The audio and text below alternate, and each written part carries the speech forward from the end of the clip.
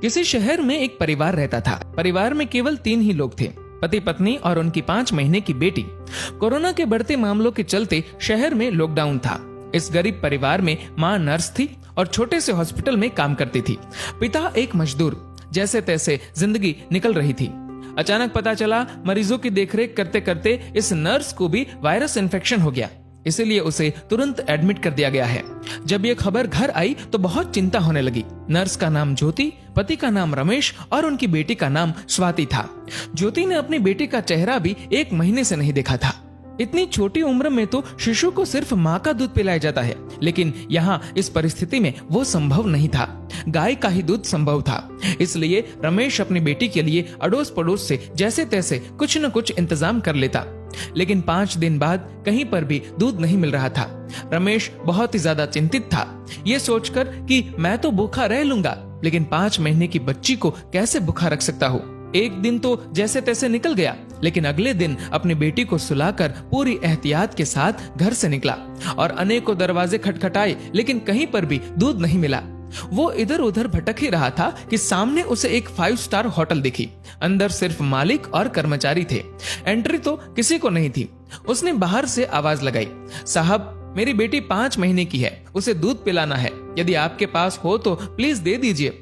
Hotel मालिक ने पहले मना कर दिया कि भैया मेरे पास देने के लिए कुछ नहीं है और तुम भी बाहर मत निकलो, घर जाओ। शायद उसको भरोसा नहीं हो रहा था। फिर रमेश ने स्वाति की फोटो दिखाई और पूरी कहानी बताई। मालिक ने कहा दूध तो है, लेकिन 150 रुपए लगेंगे। रमेश के पास सिर्फ 200 रुपए थे और इन पैसों में न जाने कितने दिन और काम चलाना था उसे।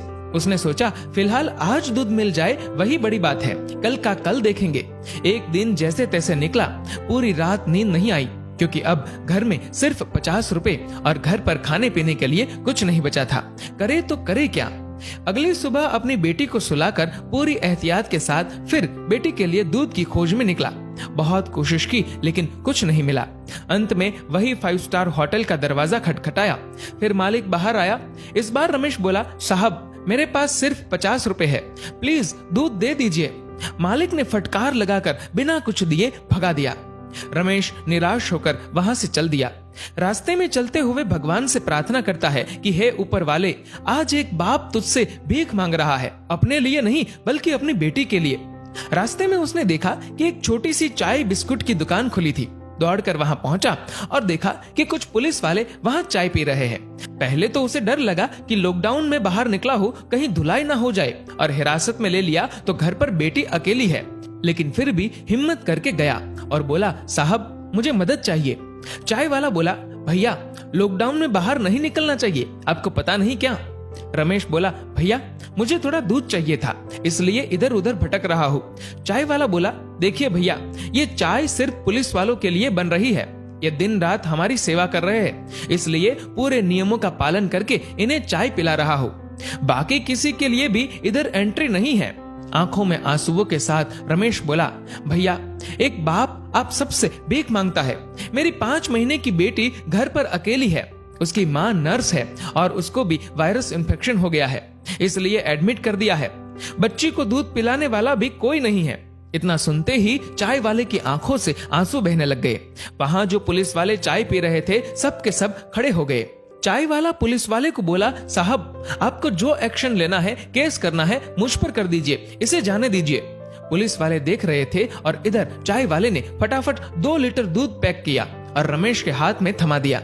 रमेश बोला, भैया मेरे पास सिर्फ 50 रुपए है, ये ले लीजिए, बाद में जब पैसे आएंगे दे दूंगा। चाय वाले ने पूछा, सिर्फ 50 रुपए? मतलब तूने तो खाना भी नहीं खाया होगा। रमेश के आंखों से आंसू बहने लगे।